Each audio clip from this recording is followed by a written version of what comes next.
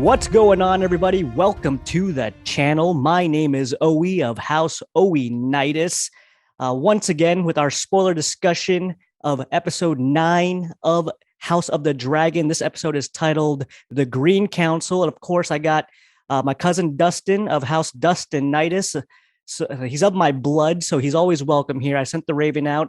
And of course, like a loyal bannerman, he always showed up. What's going on, Dust? I'm good. We're here. Right. Let's do it. All right, we'll just get right into it. I actually don't feel comfortable right now because I don't have my trusty steel. There we go. I knew something was missing.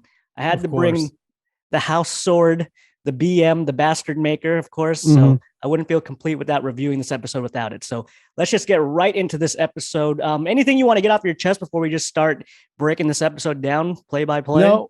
No. Let's just say going into this episode, I had my predictions on the last video that we did, and then you had your predictions, and you were right, and I was wrong.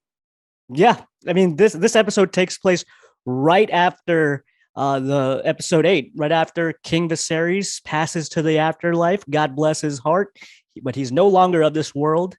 And also something that was confusing. So this episode starts off with a servant boy finding dead Viserys. So I guess Viserys died maybe a few days after that dinner scene in episode 8 because Rhaenyra and her party, they're not even in King's Landing anymore. Did that make sense to you? Yeah, it wasn't like the big time jumps that we're used to. It wasn't like years of time jumps. It's probably just a day or two of a time jump. So yeah, I think I was trying to put that together. I think it was like a day or so that he passed away after the dinner scene. Yeah, they're gone. They're long gone. Yeah, because in episode 8, it was meant to seem like he died right after that dinner. But the way things played out in this episode, he died maybe a few days afterwards, and Rhaenyra and Daemon left King's Landing. So it starts off with the servant boy kind of going through the halls of the Red Keep and then telling the spy, Alicent's servant, who we later find out is a spy, or in the last episode, we found out was a spy of Lady Mysaria. Of course, Alicent's servant informs her of the passing of King Viserys. So this jump starts the episode. The Hightowers, Team Green starts putting things in motion. We have the small council scene with Otto Hightower, of course, leading the way with Alicent. They're all being informed of the death of King Viserys. And this was a really intense scene. Because you're starting to see the light bulbs flicker in the small council's eyes because they've actually been planning this for a long time without even informing Alicent. And Otto Hightower and the rest of the council start setting things in motion to assassinate Princess Rhaenyra. Basically, Otto's planning is all coming into fruition here. He's had it from the start, from sending Alicent to Viserys to getting in with him, creating the firstborn male child, and now it's coming into fruition. He's got to get Aegon on the throne. So Alicent tells the small council that Aegon's last wishes was for, or Viserys' last wishes was for my Aegon II, her son with Viserys, to take the throne. Even though he was really talking about Aegon's prophecy, which is the story and the Song of Ice and Fire, which is the White Walkers coming in. Hundreds of years later. So he was dying. So it was kind of in broken words. So she misinterpreted that as, hey, get our son on the throne. So she tells the small council that. So that's what they go with, even though Alicent finds out Otto, her father, and the rest, or the majority of the small council already had intention to take over. I mean, that's been the plan all along, but they also had intention to kill Rhaenyra. It's like, we got to take him out as soon as we can, which Alicent, surprisingly, is not a part of at all. And so that's what I liked about this episode is even though you think that the Hightowers and Team Green were all, in unison for the plot to usurp the throne, Alicent and a lot of others weren't part of it at all. Yeah, Alicent is a part of it, but she wants to do it in a more honorable way, which I liked. Yeah, murderless. Yeah. Or she was, there was mentioned, does she not want to do it because she was just best friends with Rhaenyra, right? So that could have been part of it. I mean, maybe she would have went with it if she wasn't best friends with Rhaenyra. You never know. So that's something, I'm not going to call her like all of a sudden Alicent has a great heart. It was just maybe because she was friends with Rhaenyra a long time ago. So maybe that's the only thing that stopped it from happening. I got to give props to, you don't forget about Lord Commander Westerling, because he didn't want to be part of it either. Yeah. He was commanded. Remember, I commanded, hey, make it clean, make it swift. And he's like, threw his cloak down. He was like, nope, I don't want to be part of it. So you got to give props to him too, because he didn't want to have anything to do with the murder of Rhaenyra. Yeah, and he had a face off with your boy Kristen Cole in the last Yeah. review. We you kind of explained that you were disappointed that your boy Kristen Cole was barely in the episode. He was featured in this episode a lot. He had a Yeah. heavy role to play in this episode, and it started with Lord Beesbury, I believe, who's in the small Yeah. council, and he was the only one. Him and the Commander Westerling, they were the only lords to kind of speak up against the small council, and Lord Beesbury was very vocal about it to the point where Kristen Cole, started to get a little annoyed by him and Mhm. aggressively takes his head, tells him to shut Yeah. up, and slams it onto the ball or whatever where they talk on the small council, crushing his skull to death. I mean, like, poor bastard just got his head crushed in, like almost like Prince Oberyn, the Red Viper. Oh So yeah. Yeah. so it was a little less messy, but yeah, Kristen Cole, man, for him always saying that he's honorable and always wants to like follow the rules, he's got a beast in him. He's Well, definitely he's got. loyal. He's loyal to a fault. So he's loyal to Allison, like he just says he was loyal to Rhaenyra. So because of that loyalty, he's willing to murder and kill someone right on the spot with loyalty. I mean, that's something I admire about him. I also think he likes murdering people. I think deep down he likes being a killer, and he tries to like disguise that by being honorable Yeah. and being all about loyalty. But deep down, he likes to be a killer. That's what I think Yeah, about him. if you remember, he got hired on the spot because he was the only one with battle. He was Experience. battle experience. Yeah, so he's already had that taste of battling. So so it's in his blood already. Yeah, that small council scene was a really good scene. You get to see the dynamic and the move starting to play with. Mhm. Okay, now's the time to usurp the throne. We got to get all the lords and ladies together in the throne room. We got to see who's with us and who's against us, and whoever's against us, we got to take them out. We got to take them out Mhm. quick, and we got to take them out silently. So they kind of withhold the news of King Viserys' death from the public for as long as they can, until they Mhm. get the pieces out of the way that would oppose them. So, and during all this, we'll have the scene where we get the scene with Alicent, and everyone trying to find out where the hell is Prince Aegon. Aegon is nowhere to be seen. So we have two parties sent to look out for Prince Aegon. One is sent from Otto Hightower and the Small Council, which is the two members of the Kingsguard who are twins. Their names are Eric and Arik. So Yeah. names, once again, more freaking names that we have to remember that sound exactly the same. I know. There's really no originality. Almost Yeah, there's no differentiating of it back then. I guess in this world, yeah. It's like, screw it. You guys look alike. You guys get the same name. right? So we have them being sent out to find Aegon, and then Alicent sends Kristen Cole because she wants to still have more influence on Aegon than Otto Hightower and the Small Council. Kind of like Mhm. Cersei and Joffrey. Like we said last episode, there's the mirrors of the relationship are there with Yeah. Alicent and Joffrey. Well, it's close. It's close, but It's not close. exact. Not Yeah. exact mirrors. Yeah. Aegon's a bitch. Shadows. There's shadows of it. There's shadows because Aegon's a complete bitch at this point and he's a coward. But we'll get to Yeah. that in a little bit. So she sends Kristen Cole, which Aemon comes in, overhears this, and he wants to be part of it. He's like, I know his deviancies. I know where he's going to be. So I'll help you go find him.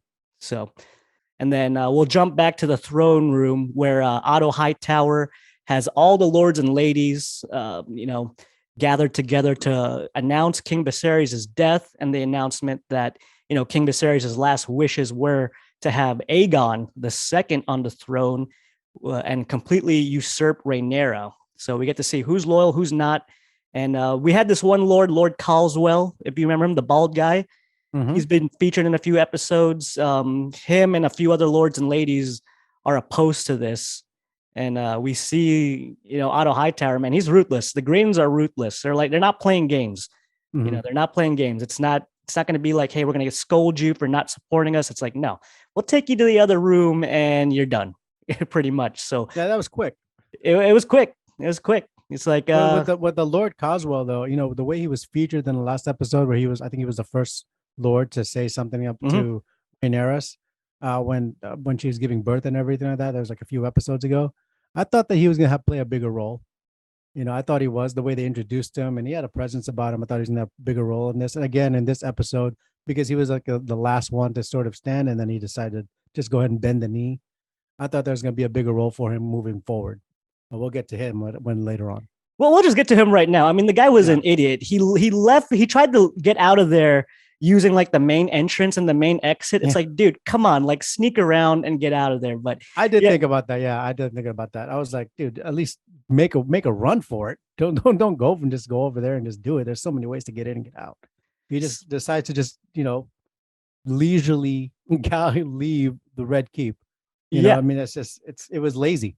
It was so it lazy. was lazy. There is some questionable choices by some characters in this episode, but and also Lord Larry Strong, the clubfoot, was kind of observing Lord Caldwell during that throne room scene. Mhm. So he was like, this guy, something's off with this guy. So yeah, they catch Caldwell later on in the episode. He gets hung right in the middle of like the courtyard for everyone to see in the Red Keep. So Yeah, they're not playing very games. They're like, you're- cartelish. Like yeah, exactly. when I saw that hanging in the middle of the square, I thought I was watching Narcos or something like that. That was very Yeah, cartel-like. right. I was like, what is going on? Yeah. Like, whoa. Okay. This is some cartel mafia shit right I now. know. But I mean, it's Game of Thrones, so it's in the same Right. realm. It's in the same realm. All right, so we got Aemon and Kristen Cole. They're in disguises trying to beat the other two Kingsguard, who are also in disguise for looking for King Aemon. And I like the scene between Aemon and Kristen. We get to know a little bit more about Aemon in this episode.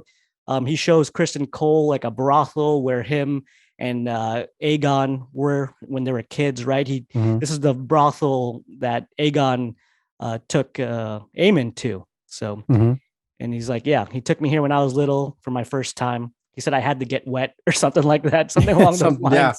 So this is where I got that's wet cool. first. Yeah, this is where I got wet the first time or something like that. I don't know, something weird like that. But Yeah. yeah, and we get to learn from Kristen Cole also. He like talks about whores or something, and Kristen Cole's like, you shouldn't talk about ladies like that because women are supposed to be in the image of Your mother or lady. something like that. yeah, something of the light.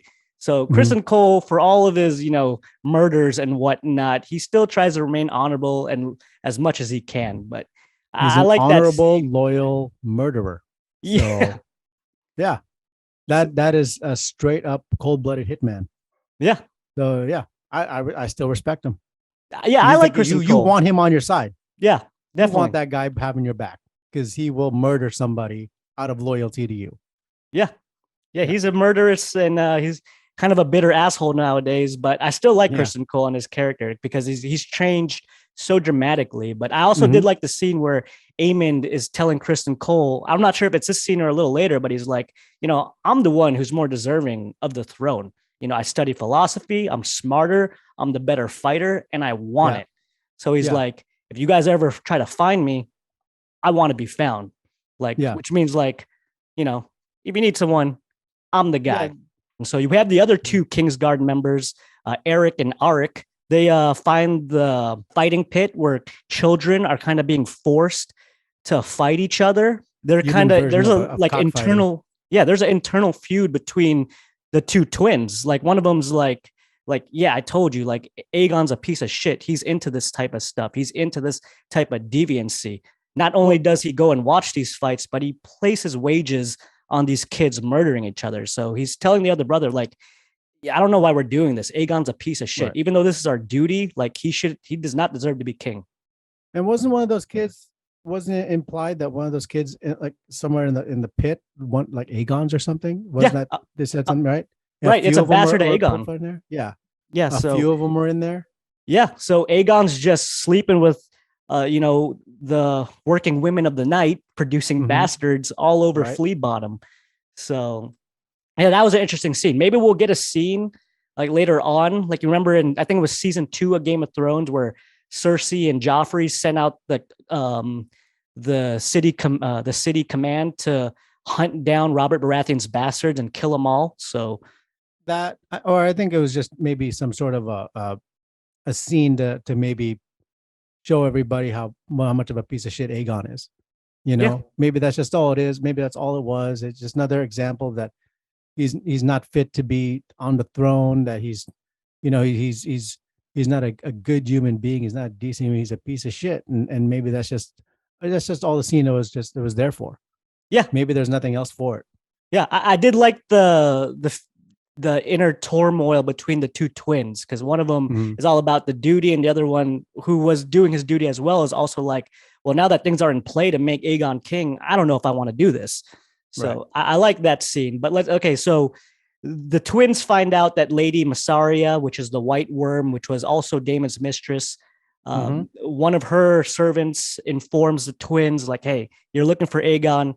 I got information about it. So we'll get to that in a little bit, and let's jump back into the Red Keep storyline with Alicent and Rhaenys. They had a good scene together because Rhaenys is locked up. She's still in King's Landing, but they kind of locked her in her room during this whole usurping of the throne with all the other lords and ladies, because Rhaenys is a big power player with the Valyrians, right? Corlys is still, gravely injured, so who knows when he'll come back into play. But Rhaenys is locked up in the Red Keep, and Alicent meets up with her and tries to get her on her side. Even sweet talks her too. She's like, listen, we all know that you deserve to be queen. Like, you were the queen that never was, but we all know you had to do it. So this was a really good scene. And she's also like, women can never rule, but we can, you put these men into, we have the influence to do what we can to make these men, these rulers, do what we want. Where Rhaenys has a very good line. She's like, so you don't really want to be free. She's like, you just want to create a window in your prison, which something along those lines. I like that line. Yeah. I love that line. In some point in my life. I will use that line in some point in my life. That's an awesome line to say. Yeah. I do like that little influence that she had on her too. It's like, did you never picture yourself on the throne? Yeah. So I don't know if that's going to be in play sometime later. I thought it was going to be in play in this episode, but it is in play because Alicent, that I think the scene was right after, like, Alicent kind of gets inspired by this. Like, she gives, they keep Rhaenys locked in her cell. Like, here, ring the bell whenever you have an answer. We'll come back to you. So, but then we have that scene where Alicent talks to her father, Otto Hightower, where she's like, look, these are the stipulations when Aegon's on the throne. I want him to have the Blackfire sword. You give him Aegon the Conqueror's crown. You make Criston Cole commander of the Kingsguard. So she's coming in with some power moves to get, her people behind Aegon. So yeah, she definitely, Rhaenys' speech definitely had some influence on Alicent Hightower, because so far Otto's kind of thinks he's running the show, which Otto Hightower tries to, play her too. Like, oh, you look like your mother in certain lights. So Otto Hightower, man, I like his character. He's like a snakier Tywin, right? Yeah, something like that. Yeah, so, he's double of that.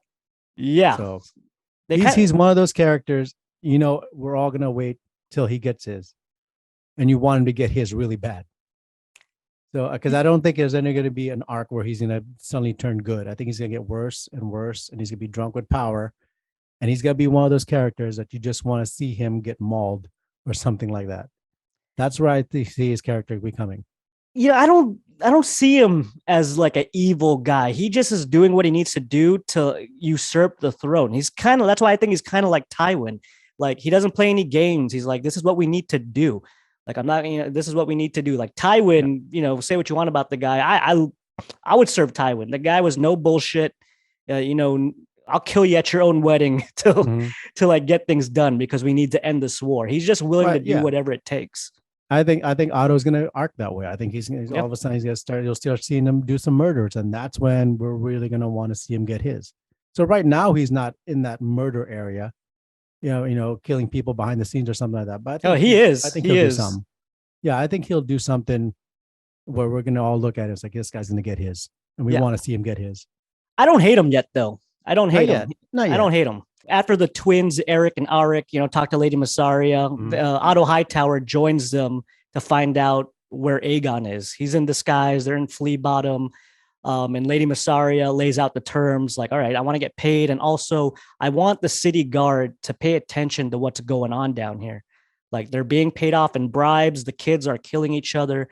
And she's like, fix this problem. Pay attention to what's going down to the people down here. And, I'll give you Aegon. I'll tell you where we're hiding him. So That was kind of her stipulation. So we get a little bit more insight to what Lady Massaria, aka the White Worm, is all about. And She's almost like a Robin Hood of the people, the yeah, way she delivered that speech. Because she did mention too that child fighting pit yeah. about it and everything. So it's almost like she's doing the noble route. Is that what she's doing? She's doing something noble, Robin Hoodish, for the people type of thing. Is that where she's going to be now, behind the shadows type of thing? She's definitely behind the shadows. I don't know if she's like a complete force for good, but that Mm. goes back around on her because Otto Hightower and Larry Strong, they end up burning her little hideout right at the end. Yeah. Yeah, Was that her hideout? that was her little hideout. So Otto Hightower does, he is a dirtbag. He is a snake. I don't hate him yet though, but I don't know if it was Larry Strong and Allison's plan or Larry Strong and Otto Hightower's plan, but they definitely burn her house down. So I was gonna ask you that because that was one thing I did not catch. Like, whose house was that they burned yeah, down? So I that was think it was Massaria. okay. So we'll skip. Okay, so Otto Hightower finds out where Aegon is. Okay, We'll jump back right. to where Aegon is a little bit. Um, Okay. let's jump to the scene with Larry Strong, aka Clubfoot, and Allison Hightower. Mm-hmm. This scene, and I called it too. If you remember in the episode we shot that never yeah, was, yeah, the episode, our review of episode 7, that yeah. unfortunately the audio was out. I didn't get the uploaded or whatever. I called it out. I said Larry Strong looks like the type of creep that goes around smelling feet, and Yeah. my prediction was absolutely right because in this scene we get Larry Strong, aka Clubfoot, talking to Allison. He's telling her that, hey, one of your servants was a spy to Lady Massaria or whatever. And she tries to get more information from him and all that, whatever, blah, blah, blah. But the stipulation, what he wants from her end, isn't money, isn't status. It's to get a glimpse of her feet so Yeah. he could jerk off Yeah. to her. That's it. I mean, the slow motion action in that whole scene was kind of creepy. She takes her shoes off, right? And you're just watching the scene, and then she puts her feet up on the table. You're watching the scene, and I'm sitting there going, "What is this? Where's this thing going from?" Then she takes off her stockings, and then you just kind of put it all together, like, "Oh my gosh, Yeah. this is a foot fetish scene." Wow. So and yeah, you call it. He is what he is creepy, and if that's the price you have to pay, show him your feet. That's pretty cheap. You know what I mean? So he is cheap labor if you think about it in that perspective. Yeah, all she has to do is take off her slippers and boom, she got all the secrets in the world. But Right. I mean, this show has had so many deviancies. I mean, incest, you name it. This foot fetish scene is still this is up there with one of the creepiest scenes, I guess. Yeah. Yeah. Yeah. So, It's so creepy. It was creepy just to watch it. all right, now let's jump back to the search for Aegon. So Kristen Cole and Aemon are kind of on the tail. They're following the other two Kingsguard members while they got the tip off from Lady Massaria where Aegon is, and he's hiding in the Sept. He's hiding in the Sept, which is pretty good. I mean, no one would ever expect Aegon to be hiding in a holy place. So they find Aegon, the two twins, and then they're shortly ambushed by Kristen Cole and Aemon, who want to get Aegon to Alicent before they do. So this leads to a pretty good fight scene with Kristen Cole and one of the twins. I don't know if it was Eric or Arik. I have no idea. But Kristen Cole pretty much bests the other Kingsguard pretty easily. One of the Ricks. Yeah. He best one of the Ricks.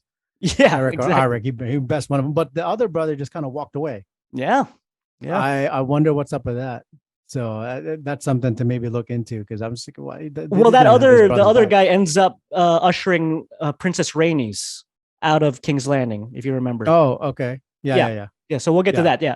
So you got the fight scene with Kristen Cole fighting one of the twins, and then you have Aemon catching Aegon. And I like this quick exchange between the two brothers. Aegon, it's obvious that Aegon didn't want to be found. He was actually on his way out of King's Landing. He does not want to be king at all because he knew that King Viserys was close to dying. So he's like, I got to get the hell out of here. Right. So he had a deal with Lady Massaria to get the hell out of there, but she turned on him and just got paid for turning him in back to the back to the high towers. So, Mhm. but he, tells Aemon like, "Hey, you give me money, or I got the money, I got a ship, I'll get out of here. It's all yours." And you Mhm. see the flashes in Aemon's eyes, like, "Shit, this I that know. easy, huh?" I thought he was going to take the deal. I Yeah, thought he was going to take the deal and do one of those escape routes in the nighttime, and just he's gone. I thought that was the deal that was going to be made, and I would have loved it if he took the deal. I think it would have been great to see yeah, Aegon go and take an Aemon, Mister Badass, one-eyed Aemon, take the throne. I think that would have been awesome. yeah. But before Aemon could even respond, Kristen Cole interrupts Mm-hmm. and is like, "All right, we got you. Time to take you home."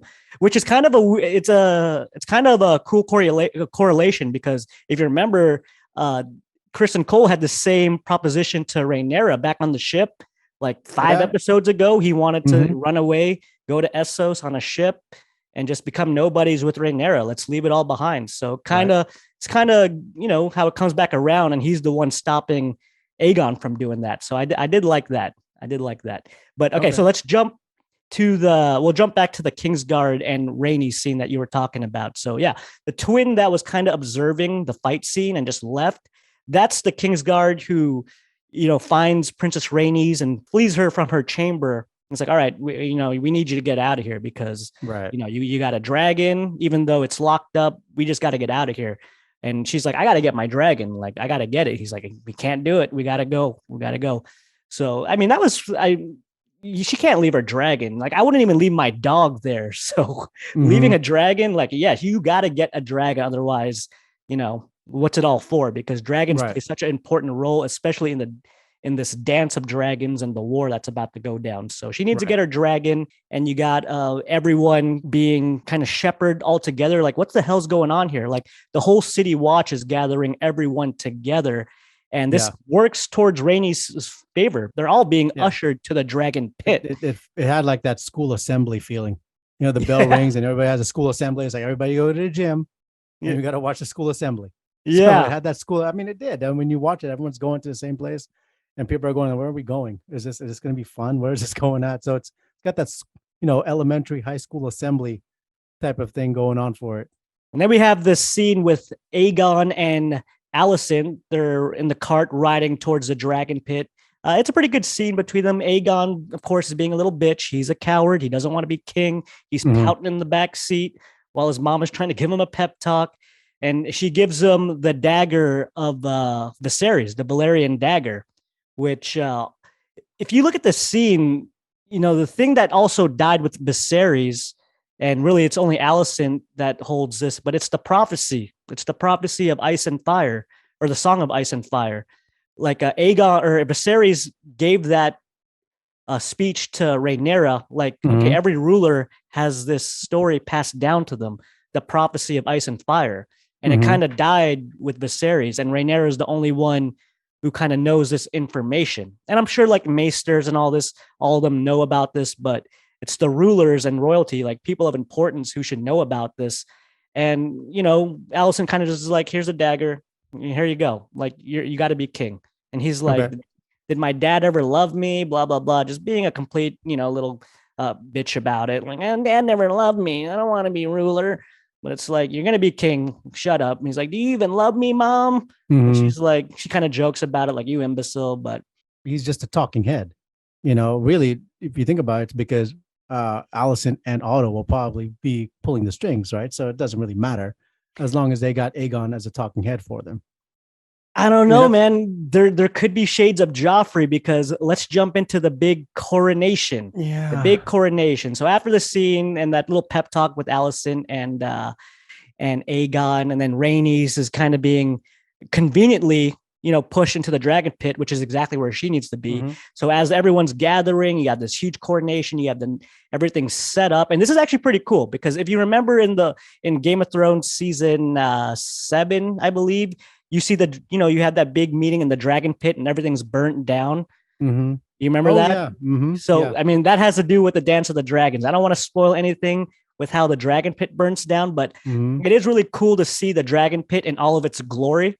Like we Mhm. got to see the dragon pit a little earlier when they were training with the dragons, but it's all lit up. You see the bright lights. It's Mhm. like the Colosseum in Rome on Mhm. steroids. So I did like how we got to see the dragon pit in its full glory. And of course, everyone's just happy to be there because these are a bunch of peasants and commoners. They're just like, oh yeah, my day sucked. So this is actually pretty awesome. Like Yeah, I don't mind being here. they have to be cheerful. Yeah, they They're have to be prob- cheerful. they'll be hung in the Union Square like everybody Exactly. else. So they have to just have that sort of happy face going on about it and everything. Yeah.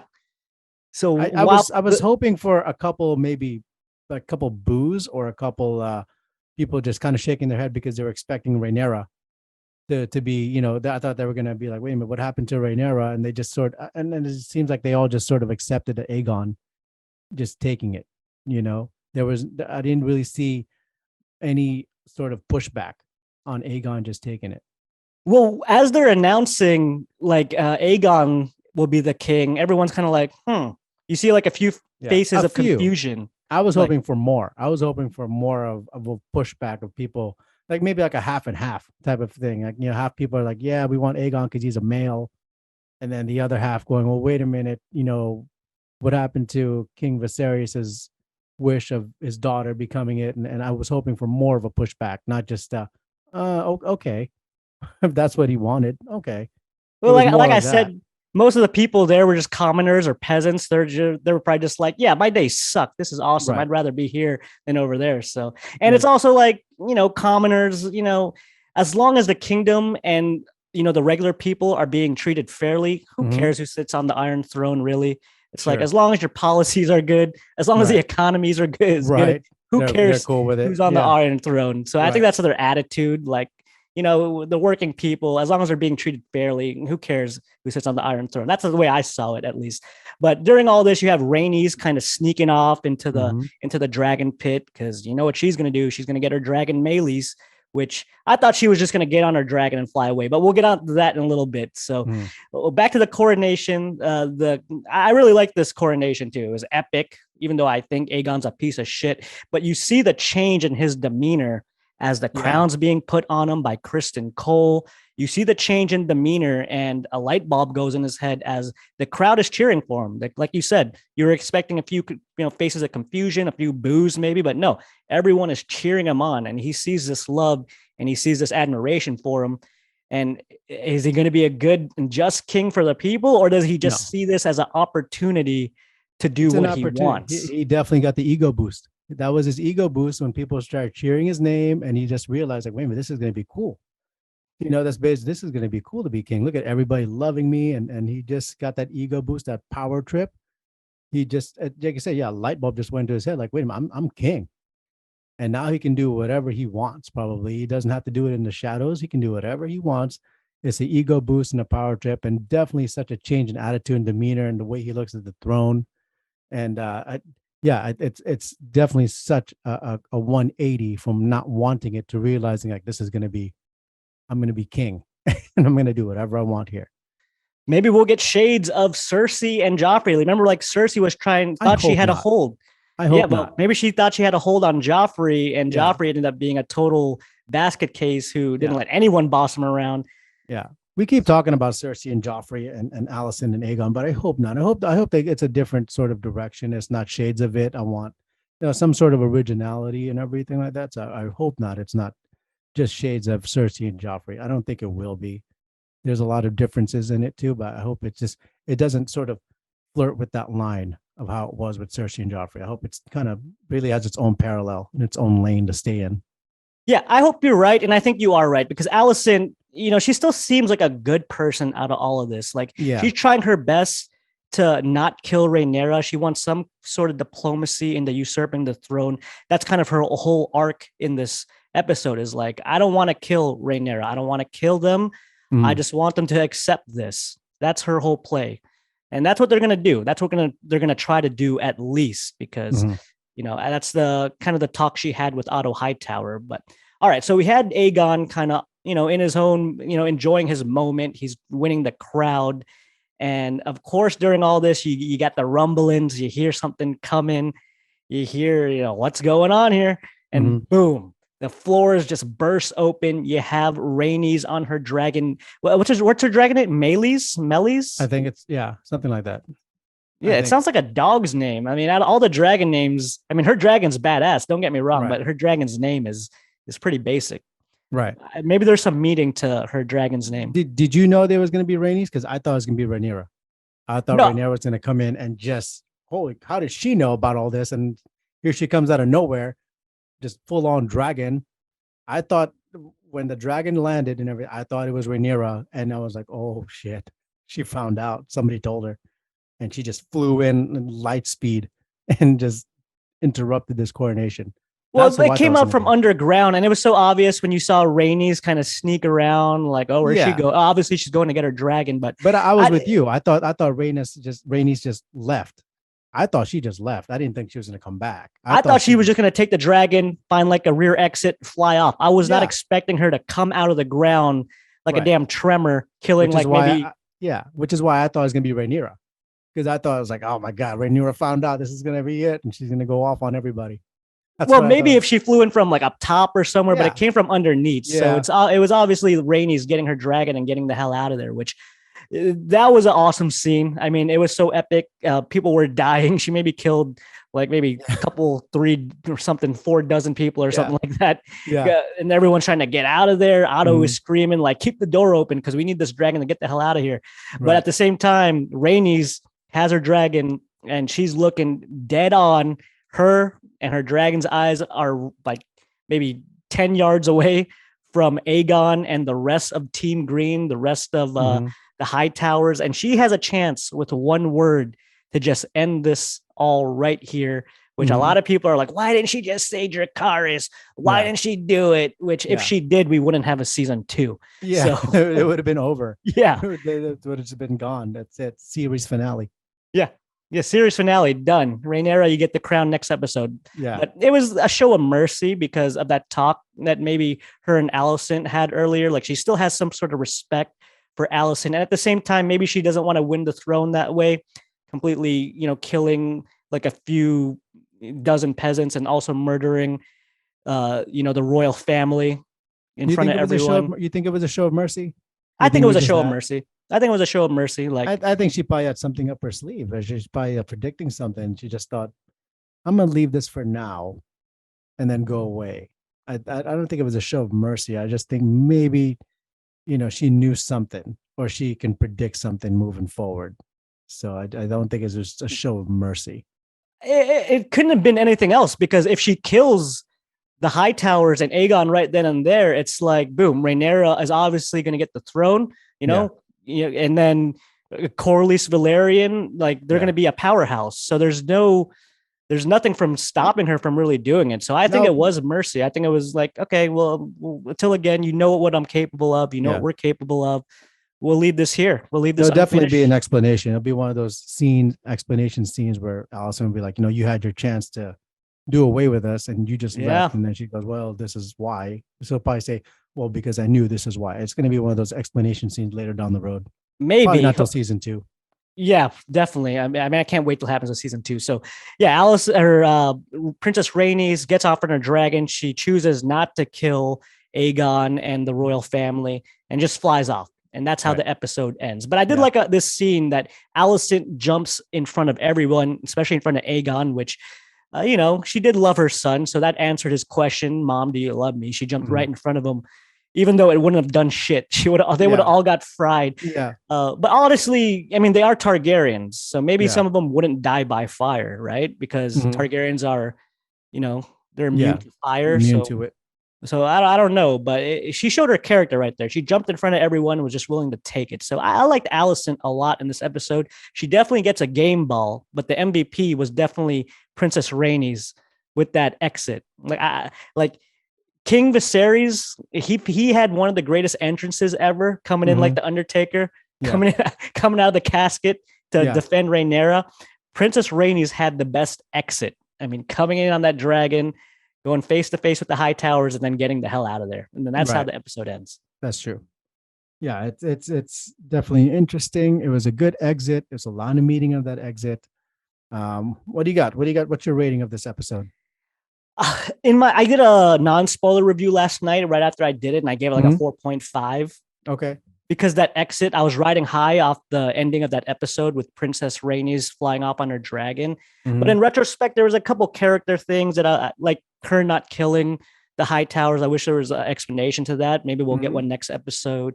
And a few other characters like Caldwell being stupid and not running, like just getting out of there without sneaking off. So a couple Yeah. dumb character decisions, and also not having Rhaenyra and Daemon in the episode.